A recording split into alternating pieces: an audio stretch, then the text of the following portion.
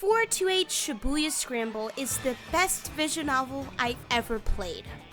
I never thought I would play this game, honestly. When Spike Chunsoft announced that this game would be localized, I was actually really angry because I thought they would localize this PS Vita game called Kenkenbacho Otome because of a Twitter poll they did. Because, you know, Twitter polls are super official. If an option wins, a company has to stick with it.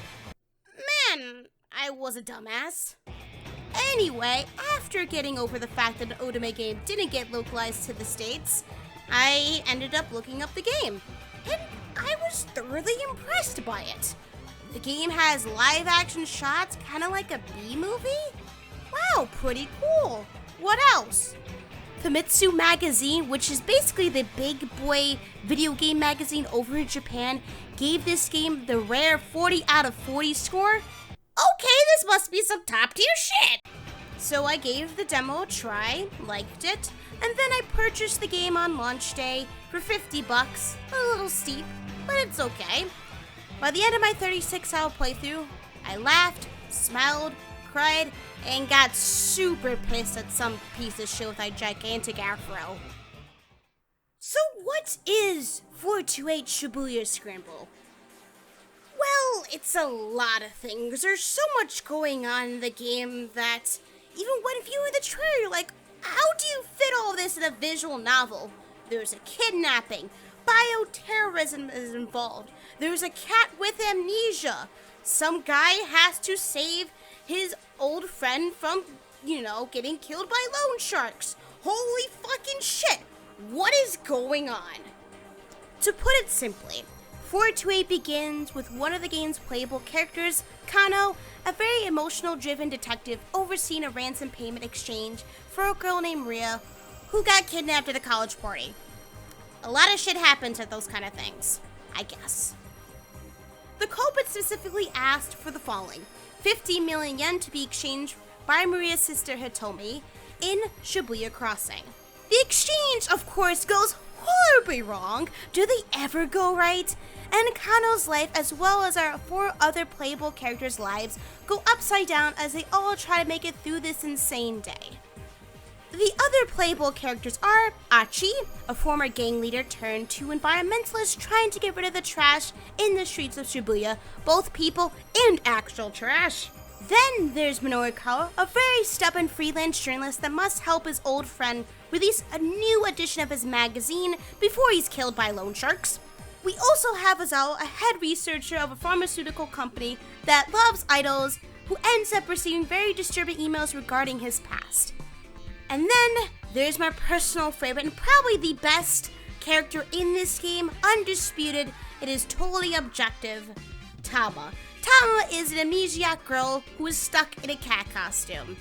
And she is forced to work for this shithead of a guy who is selling this scam product just so she can get some money for a necklace she found in a shop that has some meaning to her, but she doesn't know what that meaning is because, again, she has no memory. Just by the sound of that, you can tell that storyline is going to be fucking insane.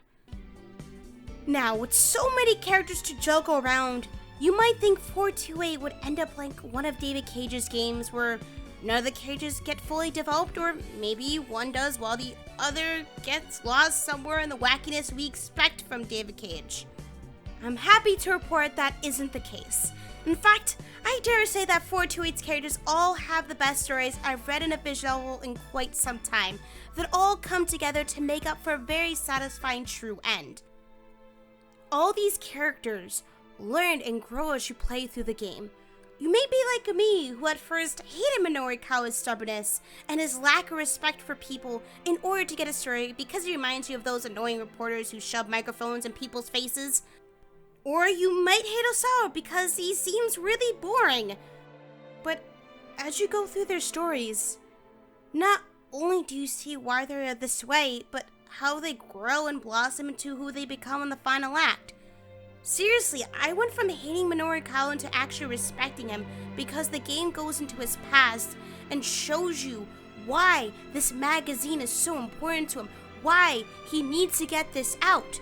And then there's Osawa. There's an explanation for his character, why he is the way he is. And you start to like him, and then he changes completely as a character.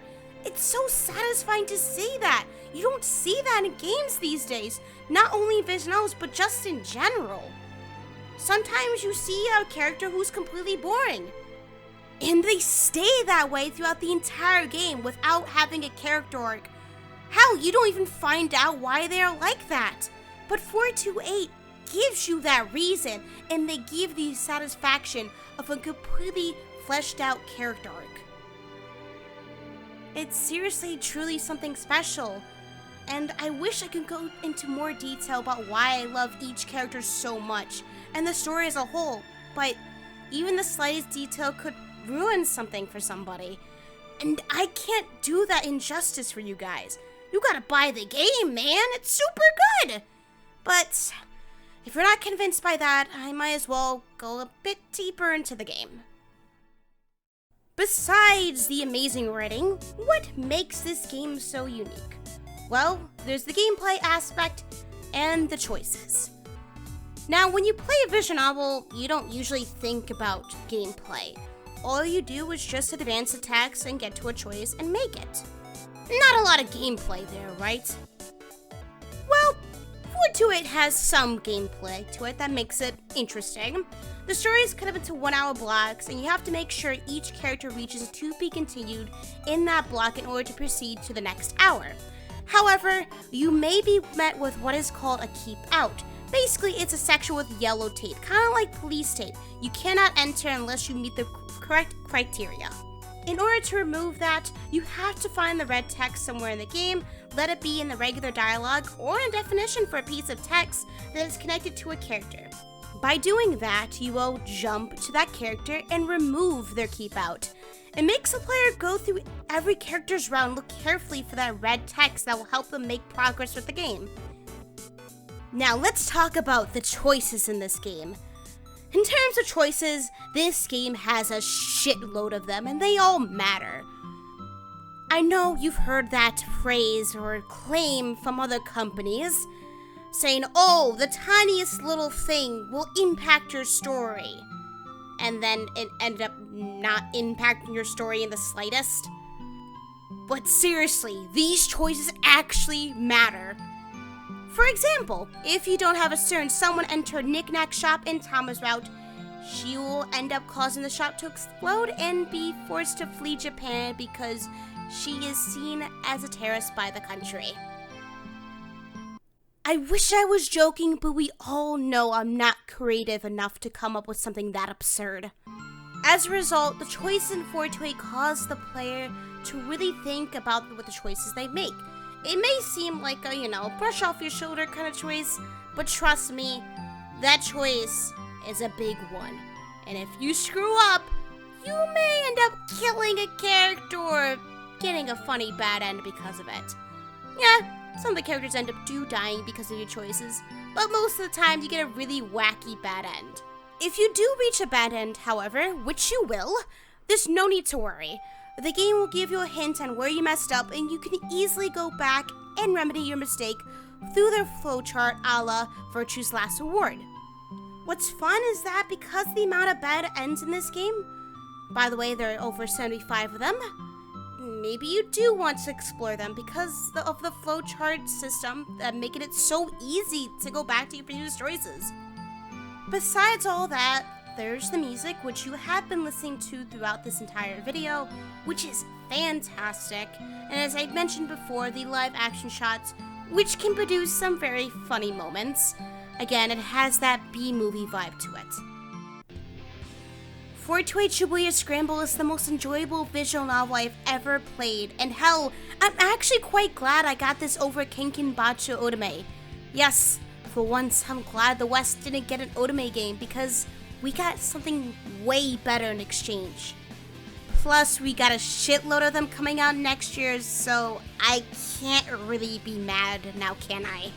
So please, do yourself a favor if you haven't already. Please get this game, whether it be on Steam, Android, iOS, or PS4. I know that $50 price tag seems intimidating, for a visual novel especially, but trust me, with that $50, you are going to get a hell of a ride and a masterpiece of a visual novel that is well worth a 10 out of 10 score by RPG Site, and a 40 out of 40 by Famitsu Magazine. And hell, it gets my stamp of approval. And if it gets my stamp of approval, this shit's good.